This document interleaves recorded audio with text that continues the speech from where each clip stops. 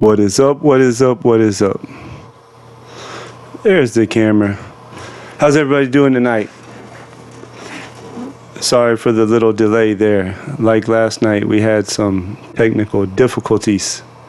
I'm trying to get used to this stuff though. We're gonna figure it out. Who's excited for that schedule that came out today? I know everybody's checking out their week 17 matchups. Matter of fact, before I hop in this draft, let me get mine pulled up on this other computer. Actually, let's go ahead and hop in there. My name's Jeremy.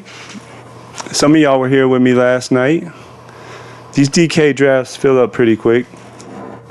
We're the first one in this room. If anybody wants to hop in there with me, let's do it. I didn't have time to announce it in the Discord. We were trying to hurry and get in here.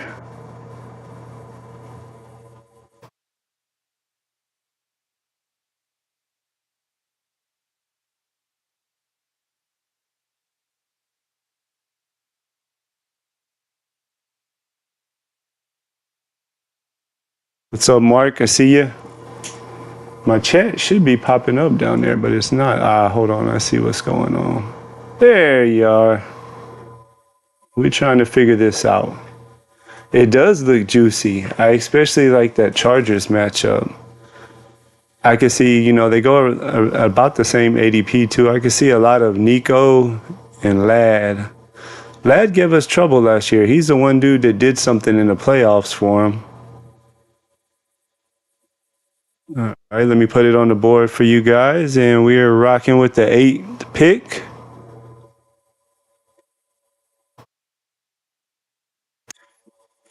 For those of y'all that were in here last night, we were using ETR's rankings. I think I'm going to stick with them tonight because, as I said, I was running a little late getting on. We are also a BeatBestBall.com subscriber this year. Chase Liam, shout out to him, Mr. 3-time best ball champion. I like listening to a lot of his stuff, so this year I got his. Gonna kind of, switch them up. Some days I'll go with his, some days I'll go with ETR's.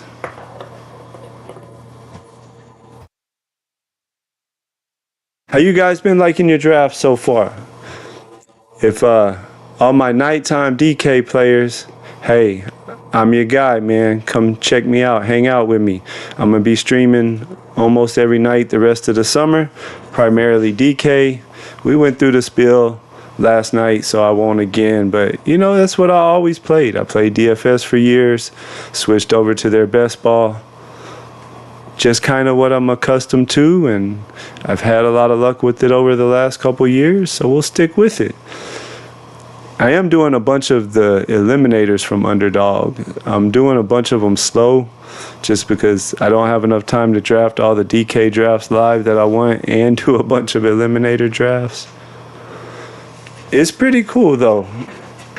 Mark, I know you're out of town right now, man. You should check it out when you get back in town though. It's nice this year. Basically week 1, half of your pod gets cut down to 6, and those 6 move on, and then from then on out it's literally head to head the whole rest of the season, head to head matchups. If you make it to week 4, you at least win your money back. So because so many people get kicked out that first week, you don't even got to make it super deep. Basically you win your 10 back starting week 4 if you made it to week 4. Every week after that your winnings double. So, make it to the next week, you win roughly 8, so on and so forth. I think we added it up the other night on a video, and if you get all the way to week 12, you're guaranteed $2,000 total winnings. And then from there, it still just keeps doubling. The next week, 4,000, so on and so on. It's a pretty nice little setup, though. I think it's going to be a lot of fun. If you get some teams, you got a team making it week 7 or 8, or a couple teams make it that far, those head-to-head matchups are going to be a nice little fun sweat on the weekend. So I'm going to do a bunch of those this year. I'm doing them all slow. At the end of this draft, I have some that's on the clock. We'll hop over like we did last night, and I'll make some of my picks, kind of talk through how I'm building each team. Hold on, I forgot to turn that off. Sorry if you guys heard that little fan thing in the background. It's off now.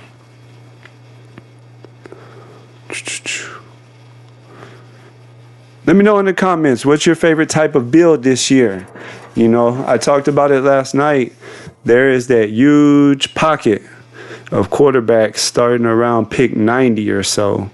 And I kind of really been liking my teams when I just load up on running backs and receivers early, grab me a tight end, hit me up 2, sometimes 3 quarterbacks in that huge pocket that are stacked up.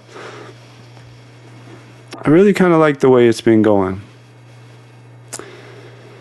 I don't have the schedule memorized yet, but I think I'm going to go neighbors here. I was in the process of trying to pull that up on my computer. Flip over to the board for you guys. Let's see if we can't get us a schedule pulled up here.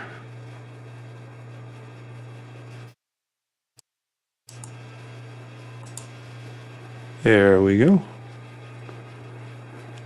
Where is New York? Giants, Washington, Minnesota, and the Raiders is how they will finish it up. I'll keep that in mind.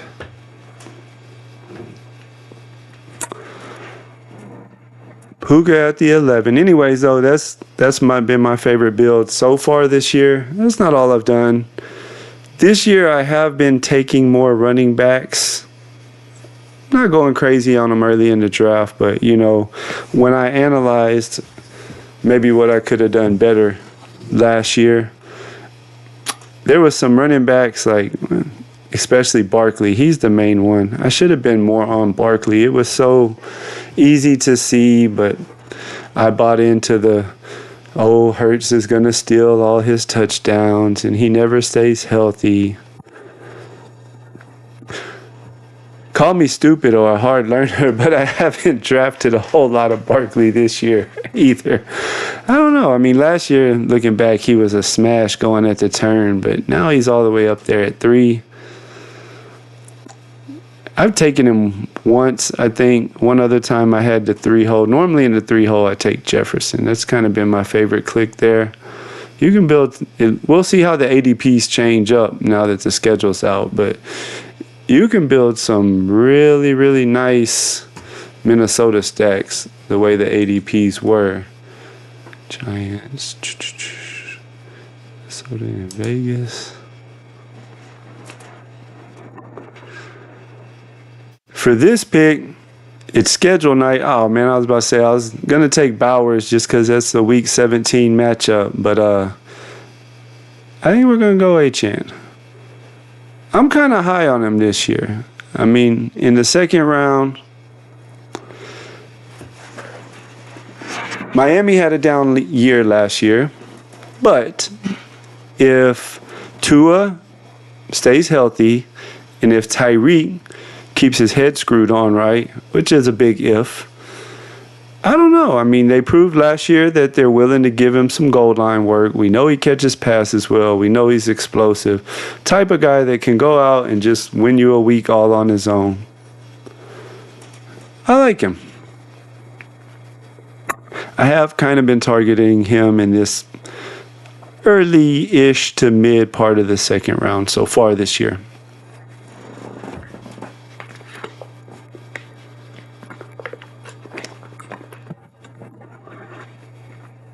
See what we got going on here. The 10 holes started running back, CMC and Taylor. Are you guys drafting CMC this year? Let me know in the comments. I mean, he was hurt most of last year, but prior to that, the last several years, he's been a top 3 pick consistently. Right now, we can take him end of the first, sometimes early second. I haven't been going out of my way to take him, but I've clicked him a few times.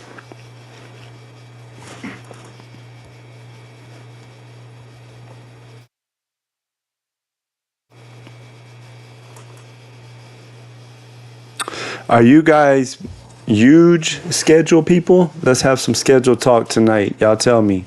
Myself, I try to get the matchups when I can. I don't know. It's almost like the Week 17 thing has become such a big deal that it's like, I don't know. I don't go out of my way to make it happen because probably a pretty good chance that a lot of teams in Week 17 have some of those same super juicy stacks. So I don't know. I'm almost starting to wonder, are our chances better if we just try to construct the team the best that we think we can to be at its best in the playoffs? Meaning we got our nice stacks, preferably teams with ideal playoff situations, not necessarily, making sure I have this double stack with this bring back. When it happens, it happens. I forget what game it was, but whenever I was doing my, the little dead time we have in between the end of the season and all the pre-draft best ball stuff, I was kind of doing, just looking back on last year and stuff. And I forget the matchup off the top of my head, but there was one game in particular. I'd have to look back at it. Y'all help me out in the chat if you know it. But it was probably one of the games you would think would be the lowest scoring. Two just bad teams. I think one of them had a shitty backup quarterback playing in it. And it blew up. It was like a 30-something, I think it was like 35-28 or something like that. Maybe even higher than that. I don't remember. So you just never know, right?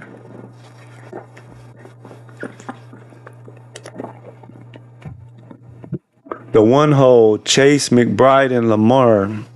I like that start. I've seen too many people lately taking Higgins there at that pick 25, and then when it wraps around and gets to him in the fourth round, they tack on Burrow, which is fine. I made my very first video ever was actually about that lineup because, yeah, it in theory it sounds nice. Let's get the double stack with Cincy, but Burrow's not going to normally give you too many points rushing. And what do you win when you win, right? Like, if you make it to the playoffs because those guys have been killing it all year, you're probably going to be in another pod with a bunch of other Burrow double stacks. So, generally, if they're going off, Chase is leading the way. So when I have the one hole, I try to stay away from Higgins and Burrow, and I try to build a little bit differently. So I like what that guy did there, taking McBride and Jackson. He could very well have the top receiver, running back, and tight end.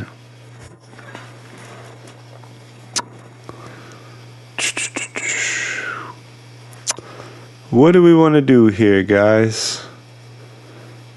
I'm not the hugest fan of any of these players, but I think if he stays,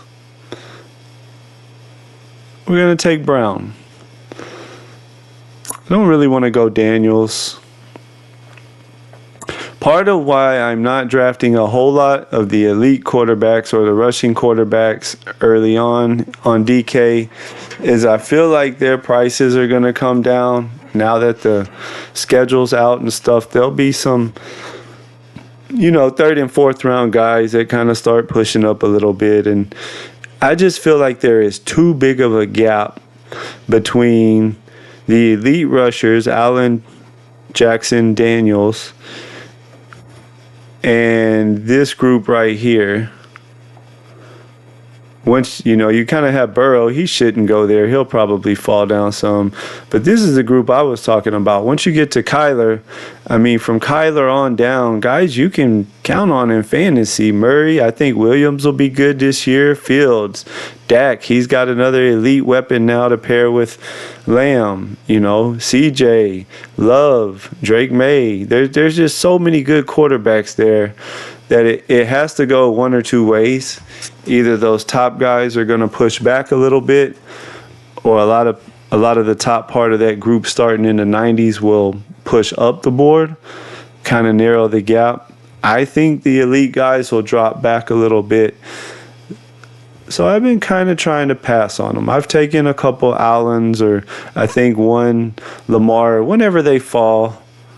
Let's see what we want to do here. There's been a whole lot of good Rice. Well, I was about to say, there's been a whole lot of good Rice talk.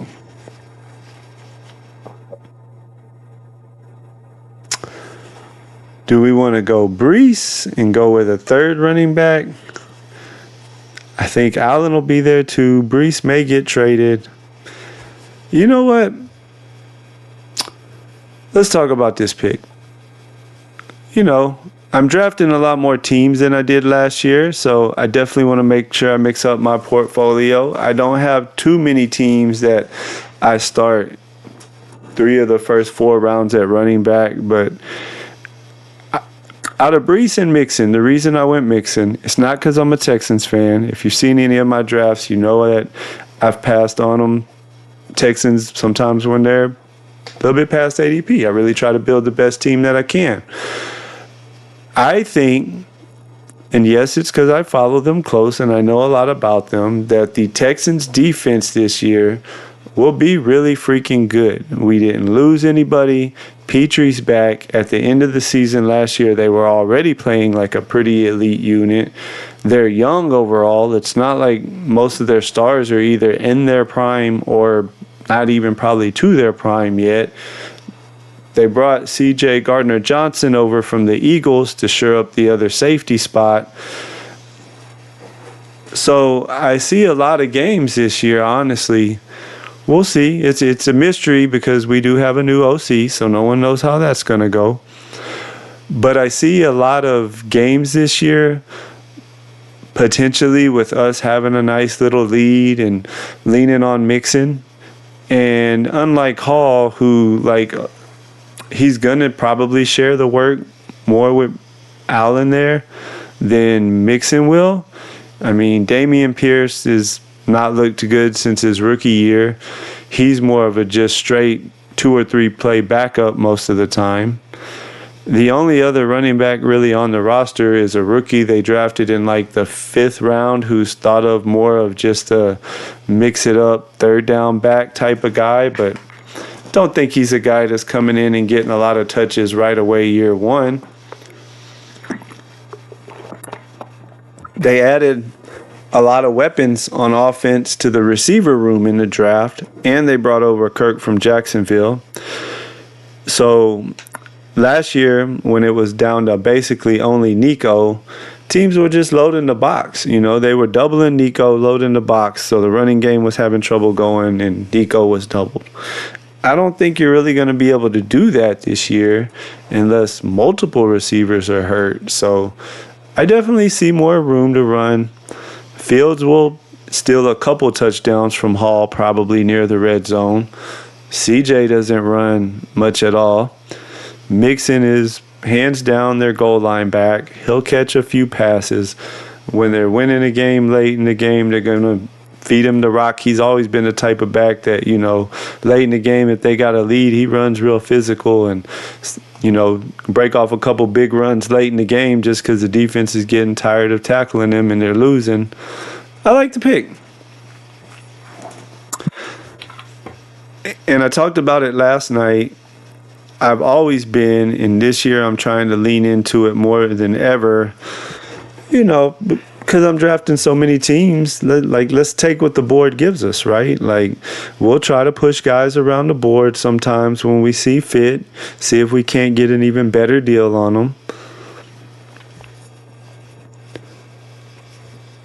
All of my teams will not be good teams. But one thing I learned from Liam, the GOAT, a couple years ago, we do not want to build these teams just to advance. That's not why we're playing the game, right? Like, we want to construct the team in a way so that, yeah, at receiver or at running back or whatever position it is, we might be a little thin. But hey, if things can hit just right for us and we can get it into the playoffs and it's hitting the way it's supposed to at the right time, good things can happen. And I'm going to really push this one. We're going to go Kittle here. I like Kittle. Debo is gone, right? Ayuk didn't look good last year when he did play, then got hurt. Might start the year out slow. Jennings is essentially their number one receiver probably to start the year. And Kittle is a really good weapon. Always gets good fantasy points. We're really, really, really going to test the wide receiver cliff in this draft, though. Not too many of my drafts do I go 5 rounds with one wide receiver. We're going to see if we can't hammer them out here real soon, though, and catch up. Let's see if I move that like that. That'll be better. There we go. It's a little better view. I told y'all last night I'm going to try to get better about leaving it on this board most of the time for you guys. I've generally always been the type of guy that I like to flip back and forth. Let's see here. Washington, Minnesota. Who's Miami playing? Pittsburgh, Cincinnati, Tampa. We have a week 16 running back matchup. Achane and Brown. Again, not that I planned it that way, it just happened that way.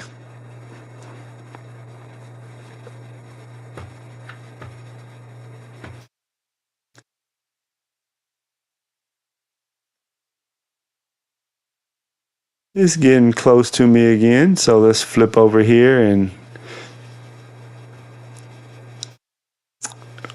we will take Ridley because we really need to start hitting up those receivers now. And I like Ridley this year. You know, last year with the Mayo boy, he had a pretty dang good year. So I think with Ward there, can't be worse, right? Can only be better. Ward goes pretty late in the draft, so it does set up a nice little stack there. We got Purdy as an option maybe for QB. I don't know if I'll get Dart on this team. I'm definitely not taking Russell Wilson, but you know, if the price is right for Dart later in the draft and we need a quarterback, we'll definitely go for him. Are you guys star method guys? Me, about this time in the draft, I like to start starring up the quarterbacks that I want to keep an eye on. That's really all I do. It just, when I flip over, you know, it helps me kind of remember guys I wanted to keep an eye out for. To pair up.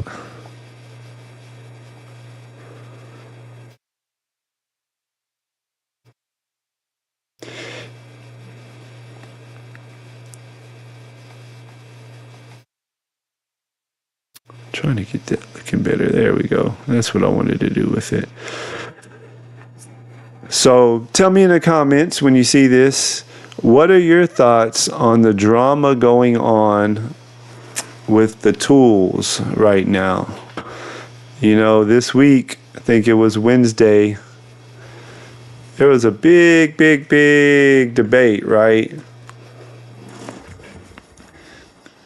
Lots of people kind of got all riled up.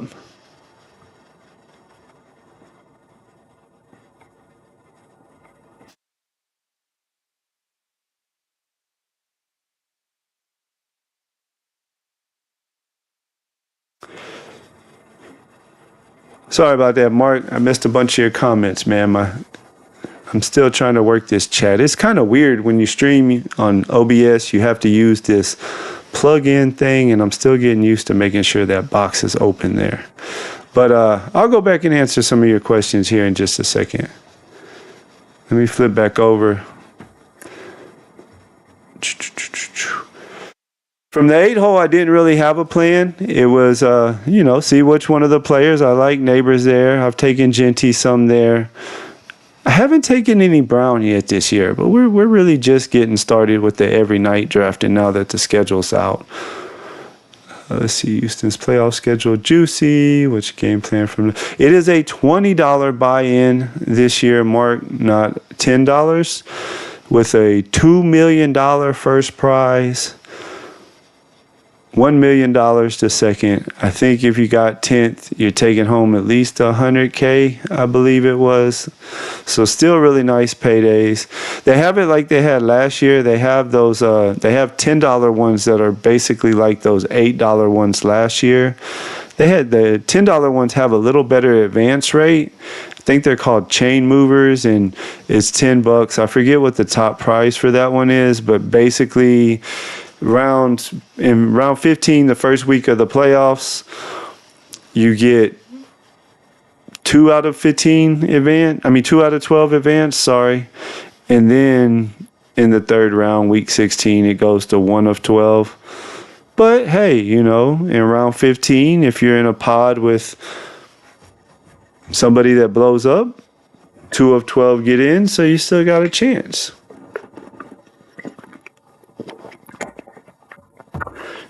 We are just going to really try to push quarterback, I think, in this particular draft, because we have to catch up at receiver a lot. And if he lasts one more pick, we're going to take Jennings. He's one of the better receivers on the board. I talked about how I thought he'll kind of be their number one. I don't think Ayuk will be fully ready to go at the beginning of the year. They'll probably take it slow with him because we have Kittle and Jennings. Decent chance we could push Purdy a little bit and still get him.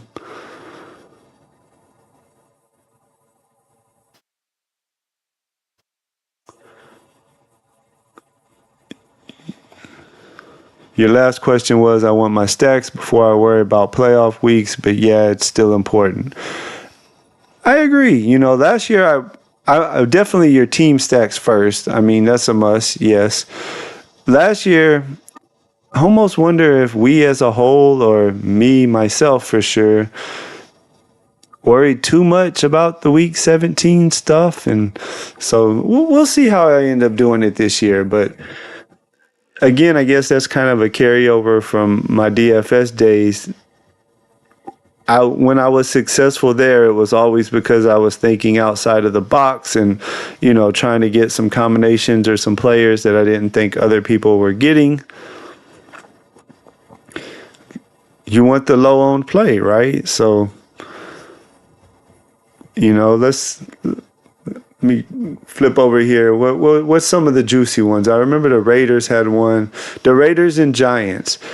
All right. I guarantee you, if we go look at the top of this board, knowing where they go, Neighbors normally goes around where I pick him, 8, 9, 10.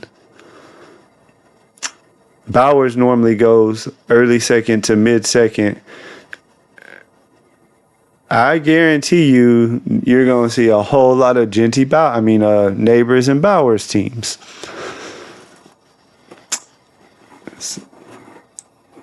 Which is good. If the game goes off, then yes, you'll be one of those that have it.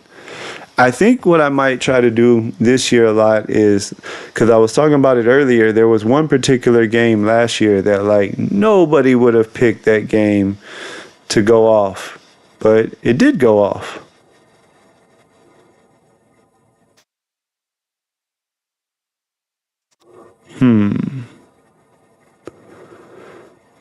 I got him.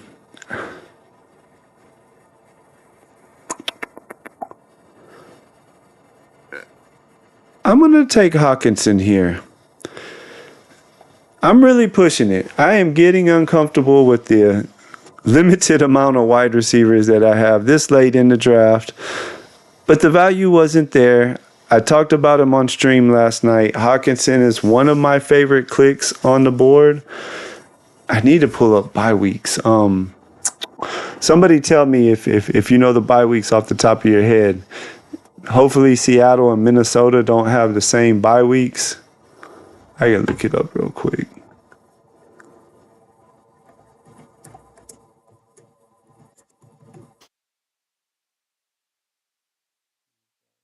$25. Bye weeks for all 32 teams. Is this going to give me an easy one? There we go. I got lucky. Week 6 is Minnesota. And San Francisco. Where are they at? Where's San Francisco at on this list? Jacksonville, Raiders, Lions, Seattle. Oh, I didn't go down far enough. San Francisco, week 14. So you know what we might try to do to help us catch up on this one? I talked about it earlier. I'm not afraid to push because I really am trying to build these teams to, if they get to the playoffs, we want to have our best chance at being successful.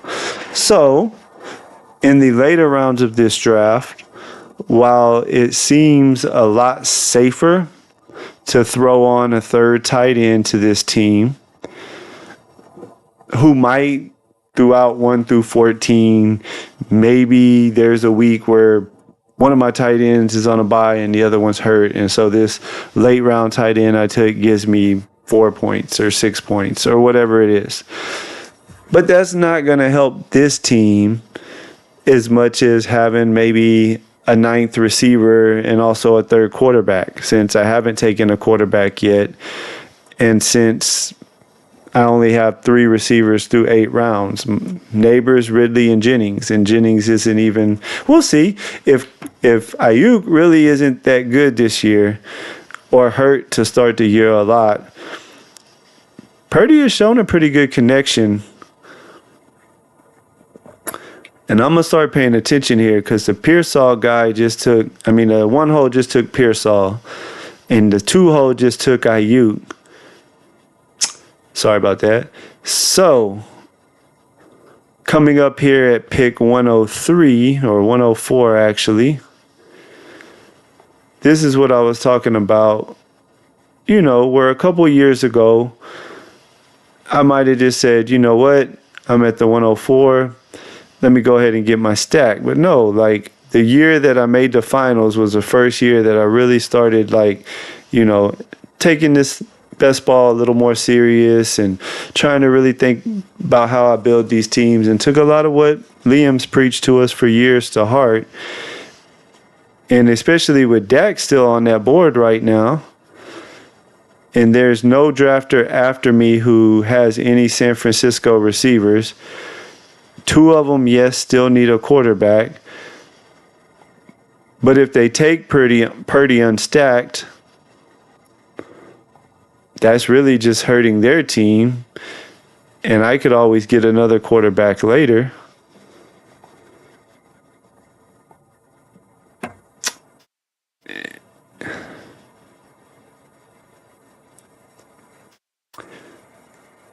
And we need a lot of wide receiver firepower still.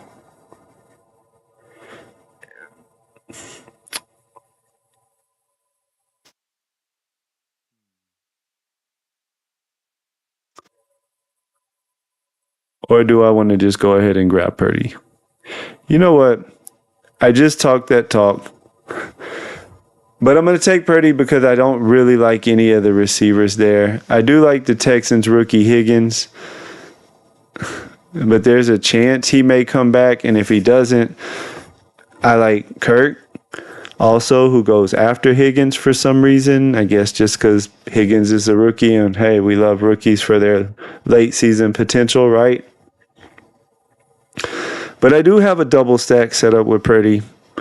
I didn't really want to take Warren because I already have 3 really strong backs that I know I'm going to get points from Achane, Brown, and Mixon all three of them somewhat rather safe in the draft. Miami drafted Ollie Gordon, but he really fell off in college, at least last year. I'm going to add some more running backs, but, I want to add, I talked about it last night. Do you like Geno in Las Vegas this year, or do you like to fade him because of Genty? I have not drafted any Geno this year, in part because I haven't drafted a lot of Bowers. And so I don't really want Geno if I don't have his pass catchers.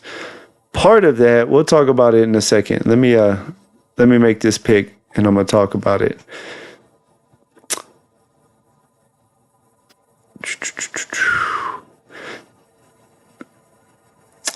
And there went Higgins before he could get to me.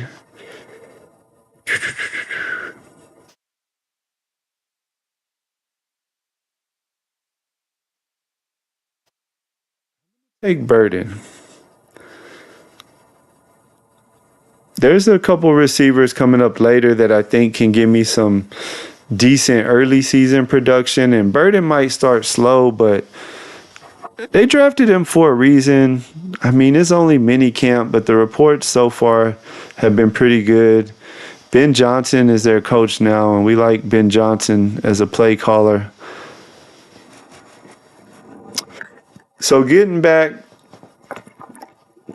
to Geno and the Raiders, when I took him, even though I haven't been taking a lot of, say, 2 tight ends from round 8 or better together on the same team.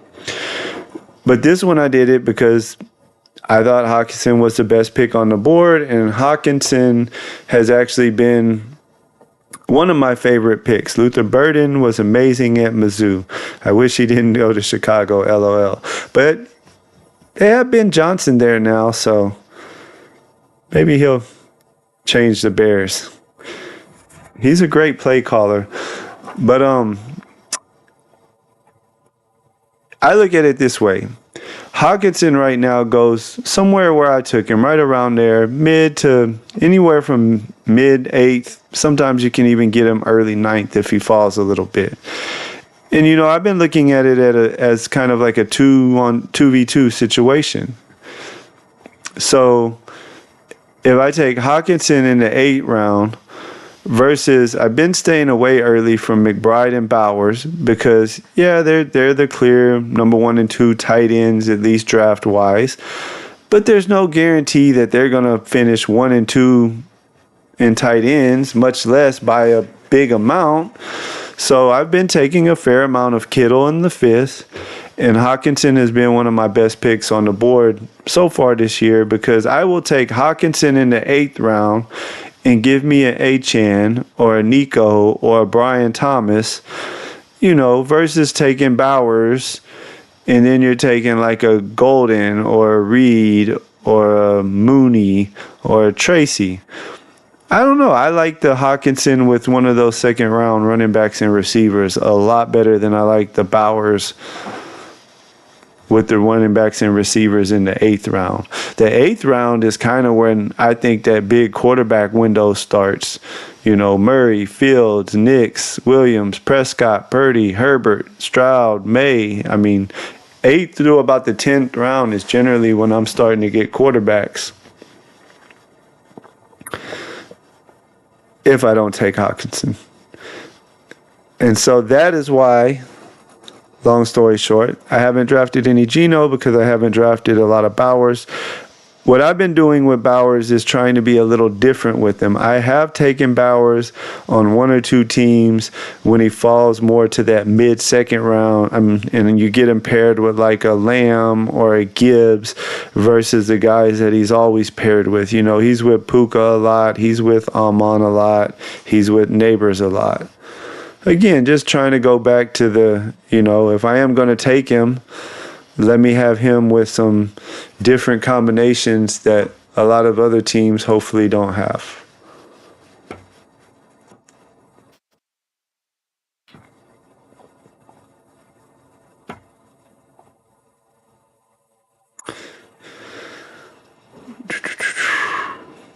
We still need some more receivers. I wouldn't mind taking Kirk here, or I also like Rashid a lot.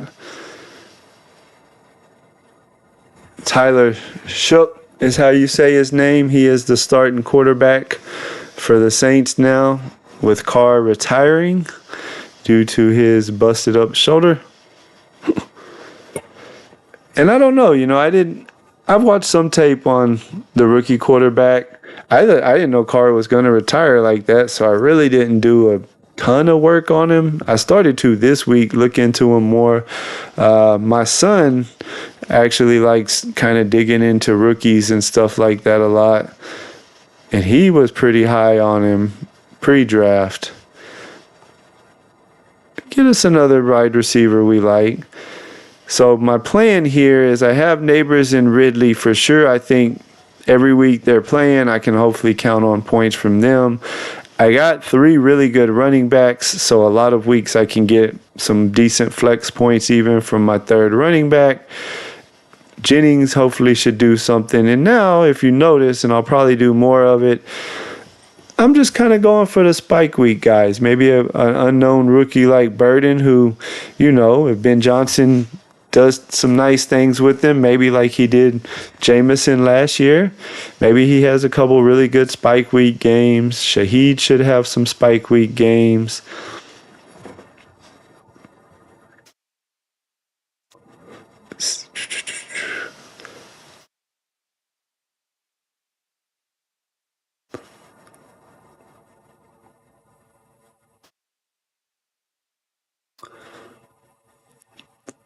If you see this video at a later time when it's not live anymore, let me know down in the comments section if you'd be interested maybe down the road in being on a draft. So one idea I have for my channel is, I think it's really cool. Y'all know who I'm talking about. There's a huge group. Hold on, we're on the clock here, and then we'll get back to that conversation.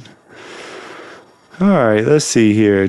We got 2 tight ends, so we're probably just sticking with that. I can try to push Ward. There's no receivers I like, and I don't want to get stuck out too much at quarterbacks. Since I have Ridley, I'm going to go ahead and take Ward. If you saw my Milrow video,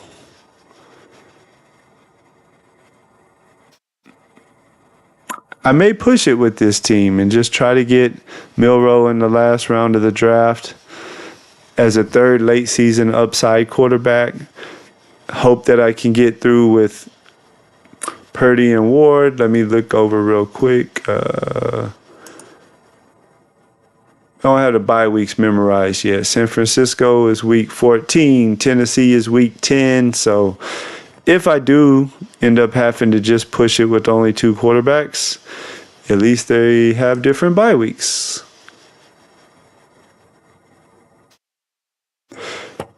Rattler could be the starter, Mark.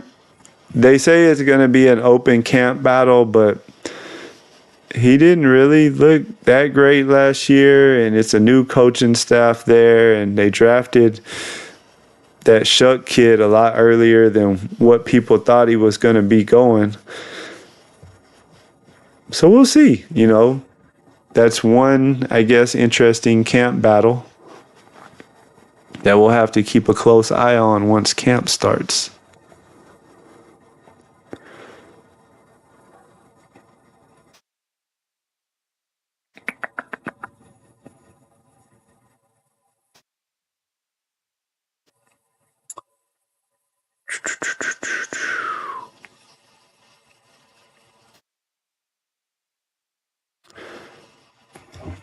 I'm excited though. It's that time of the year. From this time on, I've drafted more best ball before the schedule come out than I have the last few years. I talked about it yesterday with I kind of decided, I guess about a month ago is when I made the final decision to go ahead and start this streaming thing. And so I was already thinking about it though last year, potentially doing it, but it was late in the best ball season before I really thought about doing it. So I kind of thought about it more over the off season, and in preparation, I did a handful of those pre-draft contests this year.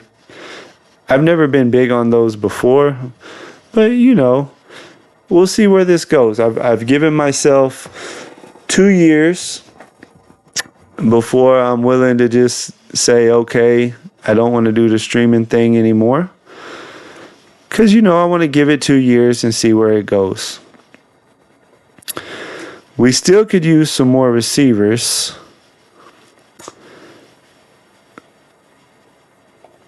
I think we're going to click Leggett here. Leggett. So I know he was down last year. Or he was, let's say, a disappointment.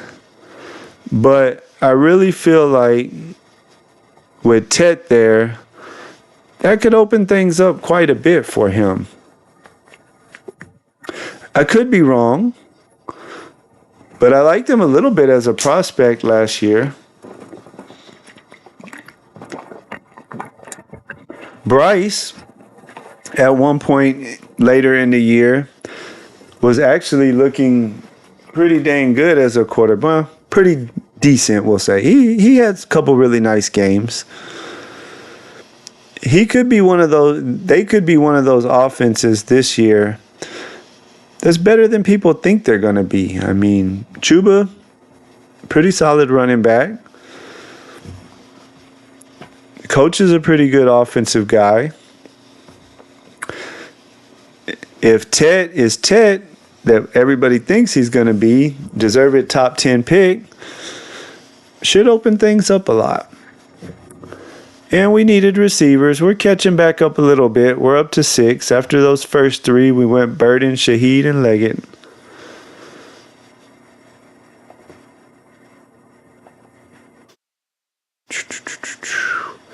Now, we might start looking to get some running backs. And I think I'm going to go Ray Davis. As long as there's not any receivers I love in this range. No. Let's talk about running backs for a minute. Late round running backs.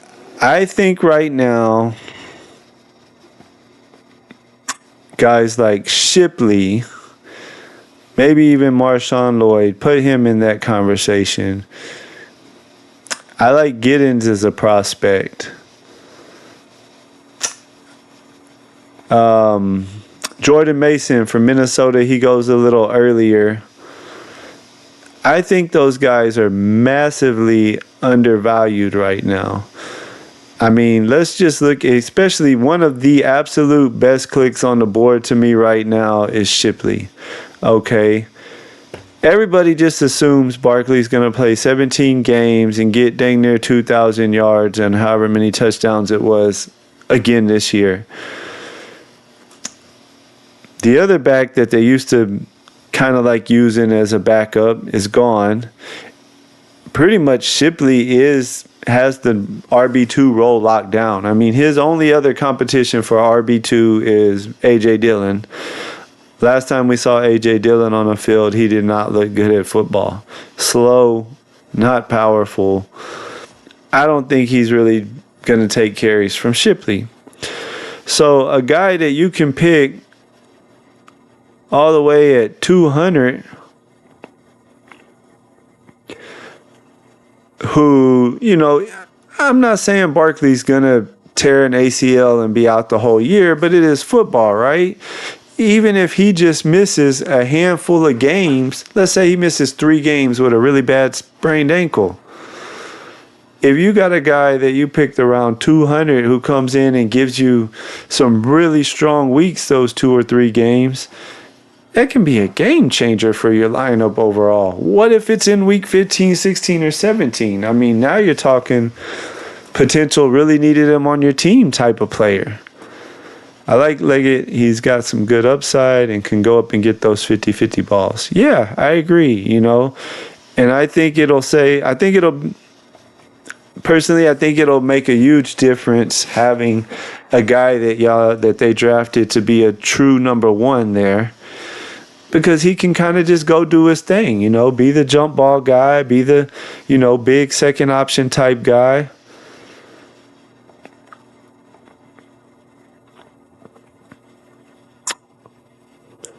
Another guy I like clicking right in here is Keenan Allen. And I think we're going to take him because I think once camp gets going, he'll sign with somebody. I think if he was going to retire, he would have already retired. There's not necessarily any news out there about him weighing retirement or anything like that. And last year, he was still good at football. I mean, week 16, 32 points. Okay. Week 15, 20 points. So maybe he goes to a new team and he starts out slow. That's okay. For 180-something pick, I'll take him there. He's a guy that I think if he signs early in camp, he's going to move up. I mean, let's look. I mean, Dobbs, Mims, the rookie Beck, Williams, old Thielen that everybody hates.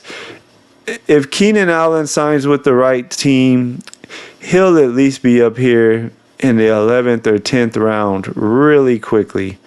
I mean, once you start getting more up into the 9, 8, depending on what team, it might be hard for him to get too much higher. But I definitely see him jumping a few rounds really quickly if he signs with a team, and especially if it's a team that people kind of like where he went.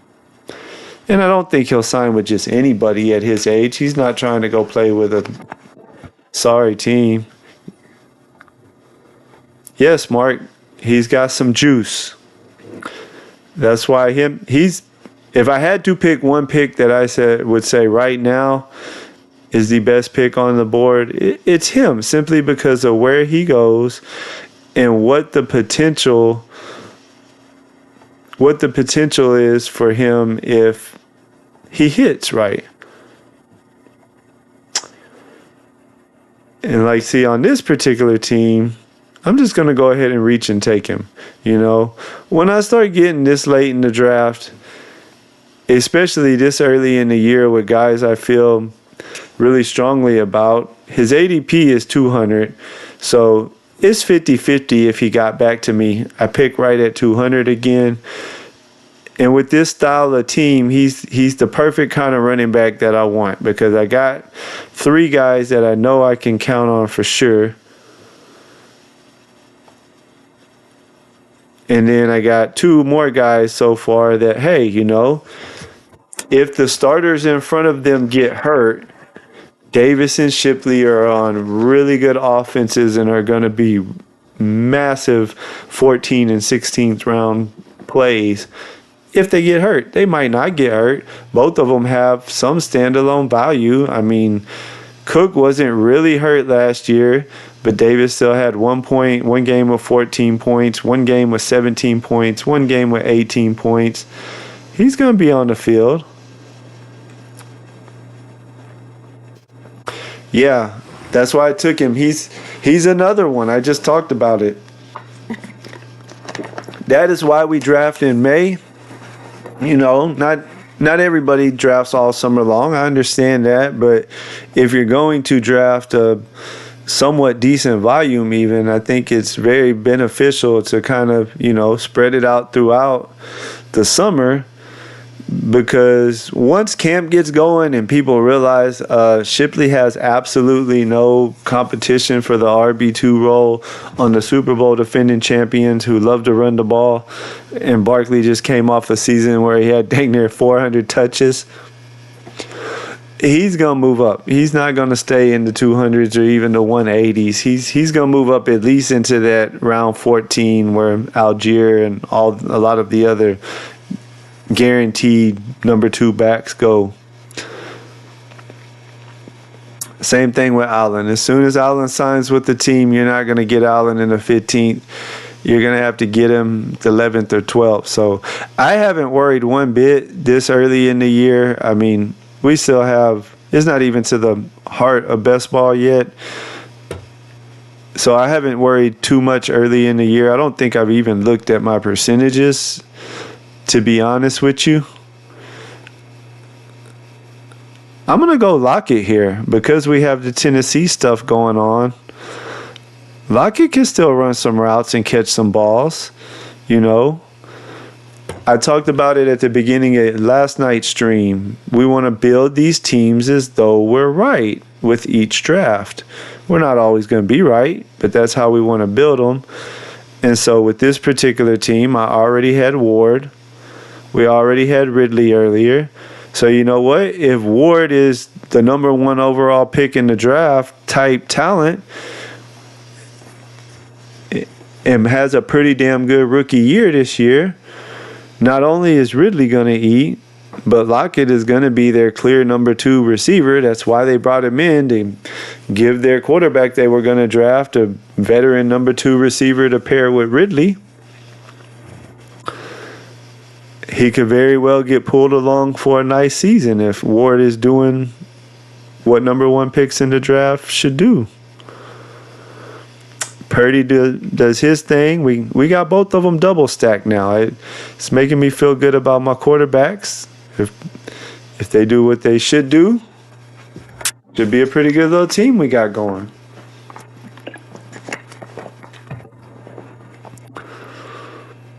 Let's see what our build's looking like number wise. 2, 5, 8, 2. So we caught up at receiver, which was kind of the plan all along, was just to kind of pound them. Another guy I like back here, when I don't have Jacobs, I'm not a big handcuff guy for my own team, but we might go Marshawn Lloyd here. Let me see. We could go Coker. I'm going to go Marshawn Lloyd. I think he gives me more upside. Reason I thought about Coker was because I did already take Leggett. And I'm always trying to stack everything. Even if I don't have the quarterback, the more players that I have on a certain team. Stacks on stacks on stacks, baby. That's right. Stack the quarterback, stack the team stacks, stack the bringbacks. I do believe in it. I am a stacker. And I like it. We got Purdy double stacked up. You know, what I was starting to say earlier about the percentages is, especially with my late round guys who I just feel are going to fly up the board. You know, the Keenan Allens, the Will Shipleys, Marshawn Lloyd. I was really in on him as a prospect last year. I don't know how many usable weeks he'll give me when Jacobs is healthy, because they do tend to lean on the Jacobs as their workhorse back. But again, you know, we have to embrace the chaos that is the NFL, and guys get hurt.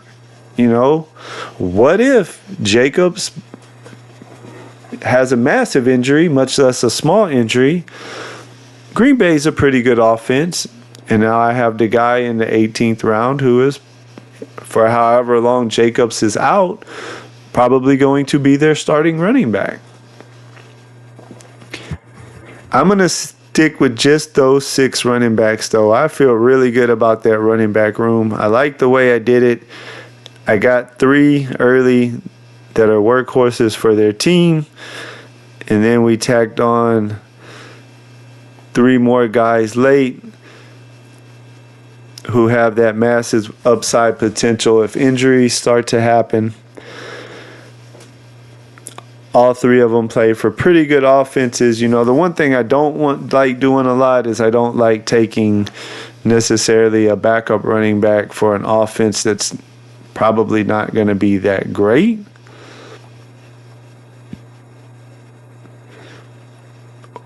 We're probably going to throw Milroe on this team. All 3 of the teams going in front of me, or I guess it's behind me at the turn, all have 3 quarterbacks. So Milroe will probably be pretty safe.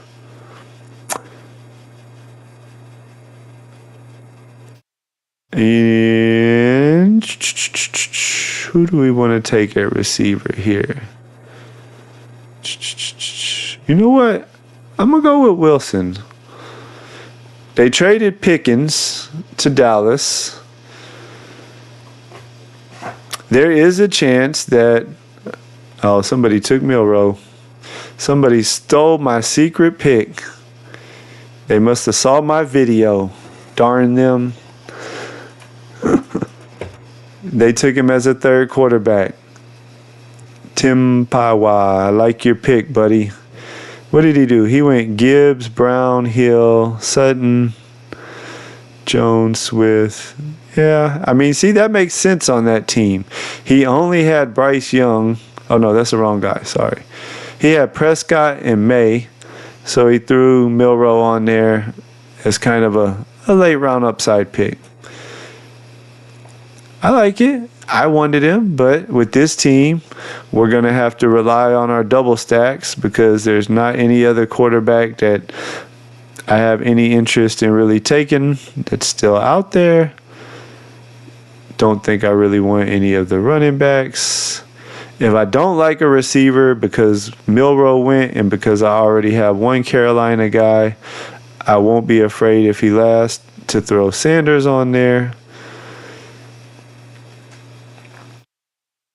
which I don't really like any of these receivers. I try to get all of my receivers generally by round 18 or so because the 19th and 20th round receivers right now are just not good. I said I was going to leave it at 2 tight ends. That was when I was hopefully going to get Milroe as a third quarterback. So we just improvised and we went with the 2 quarterbacks. If Purdy and Ward stay healthy, they're double stacked, so I should get some good games out of them. Let's recap the team. We went Neighbors in the first round. Went Achane, Brown, Mixon after that. We got Kittle, Ridley, Jennings, Hawkinson, Purdy. We got the double stack with Jennings and Kittle, of course. We threw on some spike week guys in Burden and Shaheed. You could even say Leggett is that. We got Cam Ward with Ridley, and then we doubled him with Lockett. We got Keenan Allen, needs to go on and sign with somebody juicy. We got Shipley and Lloyd as our later round running backs, along with Davis, has potential if somebody gets hurt. And then we tacked on Wilson and Sanders at the end of it. I like it. If y'all are still around,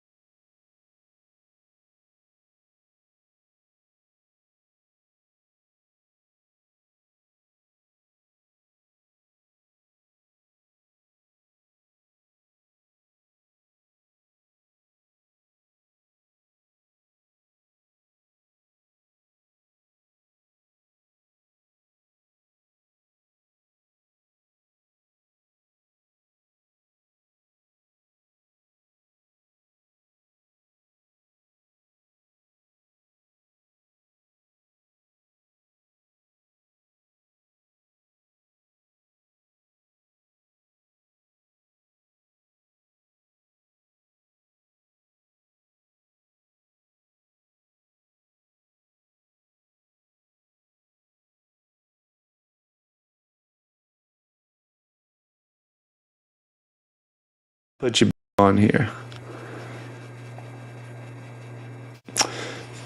We're on the clock. 1, 2, 3, 4, 5 of them right now. And you can see I got a bunch more down there. Let's hop into this chase one and see what's going on with it. So I talked about it. My plan for these are, I'm going to call them my deep dives. You know, I just started streaming yesterday, so we don't have many viewers yet. But as the summer goes on, I know you guys are going to hop in here at nights. No one else is really streaming, so come on and hang out with your boy. And what I want to do with these is really to get into some, you know, kind of deep dives on them. I'll answer your questions and we can talk about how I'm building that particular team. When you're in a live draft, we're only on the clock for 30 seconds. So there's not a lot of time with it. Maybe I'm just a slow draft nerd.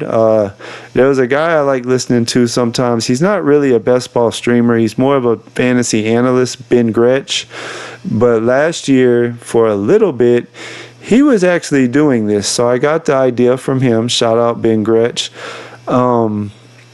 He lives in Seattle and he can't draft live, so what he does is drive over to the bordering state and he'll hop in a whole bunch of slow drafts.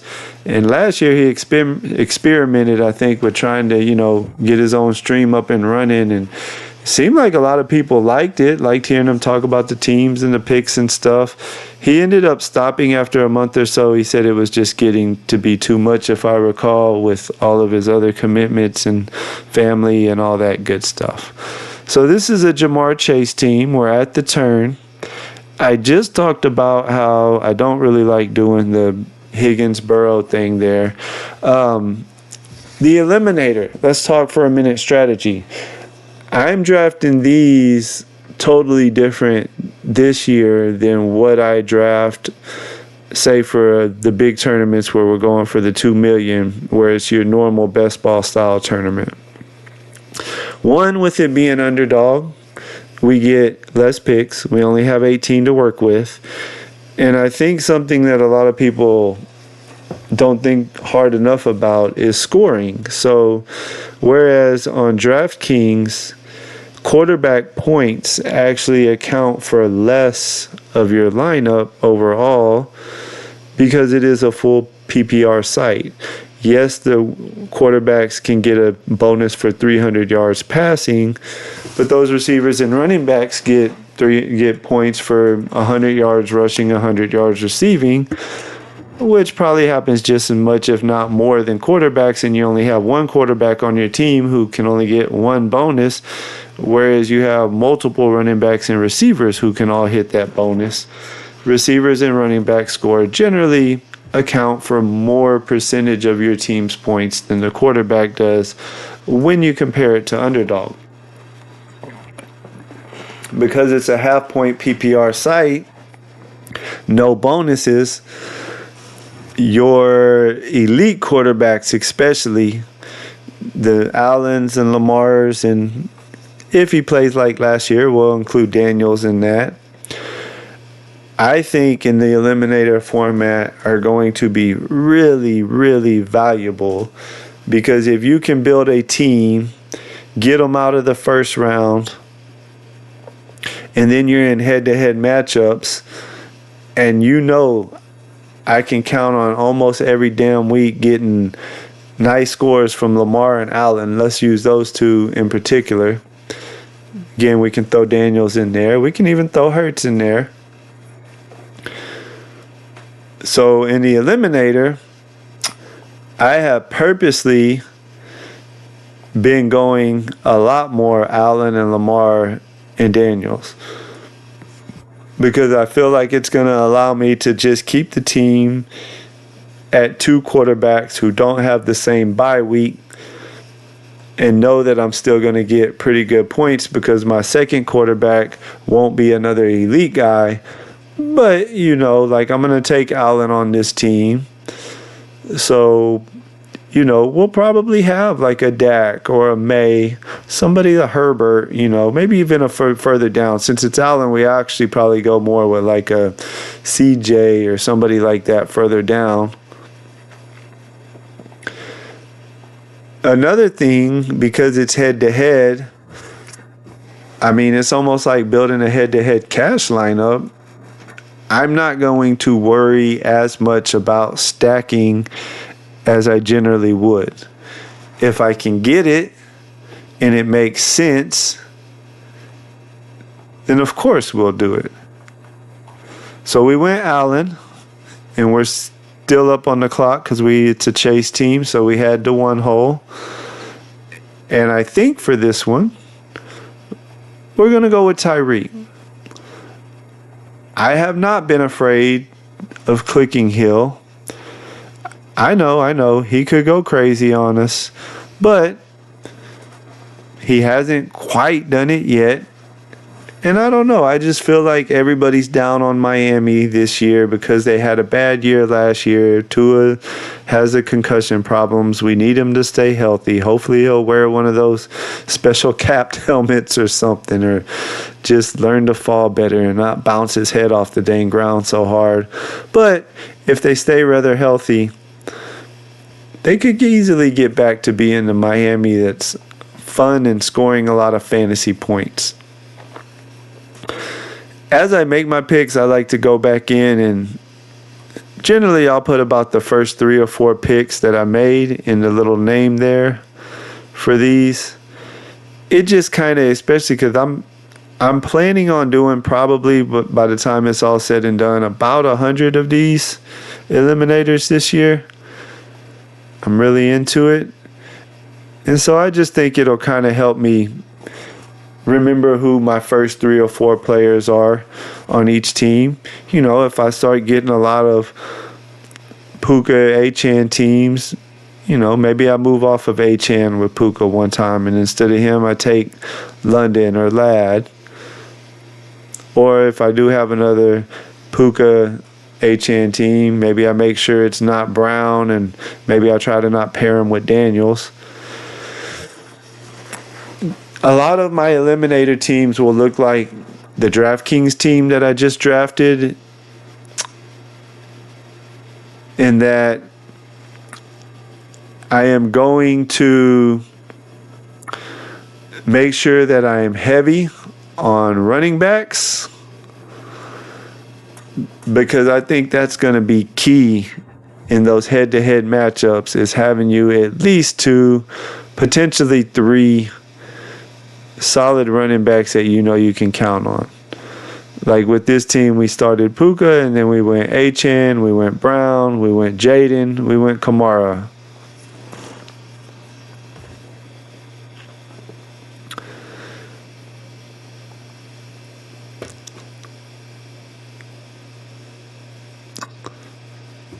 So I think, kind of just sticking with my talk from the last team, we could use another receiver. It's right around ADP. I think we're going to take Waddle, because I am in on Miami this year because I think everybody is a little too down on him. Waddle was hurt a lot last year. He never had any big significant injuries that made him, miss most of the season or anything like that. But it seemed like he just was always going to the sideline in the second quarter of every game with some kind of little nagging something. Last year, we were taking this guy sometimes into the second, 2-3 turn, a lot higher than the 6th round. So, me personally, I have been really clicking him in the 6th round.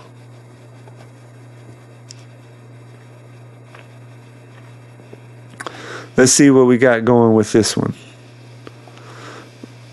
What was I doing with this one? We picked once so far. Oh, it's another chase team. Nice. Can't have you enough chase. We were just on the clock in the same spot, and we took Allen and we took Hill.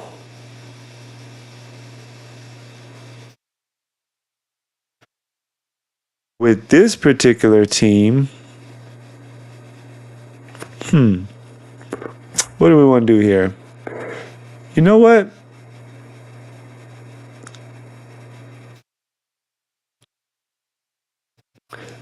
I'm going to go with Hill again,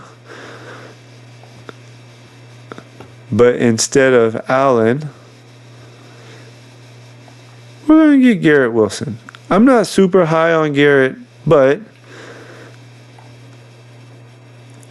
I do want to have some of him, and that'll set up a little later with this particular Chase team.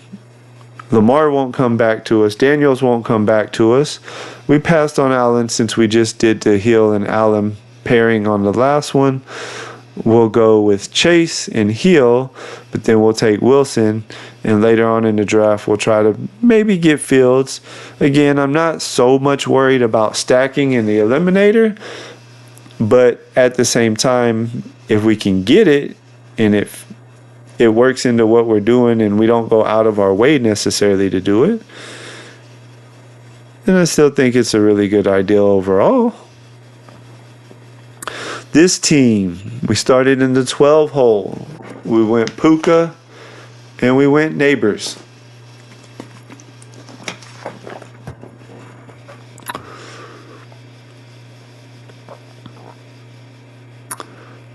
Let's see here.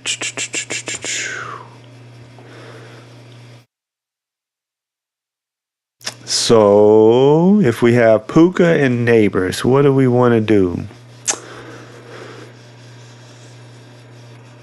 I think I want to do something interesting here.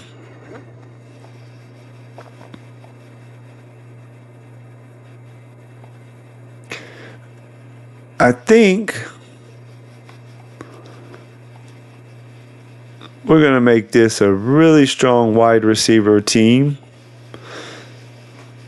Yes, most of them we do want to make sure that we have a lot of super strong running backs. But if I'm building 100 or so of these, I definitely don't want 100 of the same style teams. So with this one, because we already had Puka and Neighbors, we're going to go with Evans and Adams, which I think gives me a very, very interesting Rams double. Stafford goes late enough that, again, with me having Puka and Devontae, nobody's going to probably want Stafford unstacked in an eliminator. So I can probably even push him and get some good value on him. Because I started receiver the first 4 rounds, we'll definitely have to start hitting up some running backs in the next couple rounds. So I could definitely see this team, instead of having one elite or 2 QBs with one of them being elite, that team more than likely is going to end up being a team where I have 3 QBs, not necessarily an elite guy. Last one I'm on the clock for right now. And we have Gibbs and Brown so far as it comes around to us here in the 3rd round.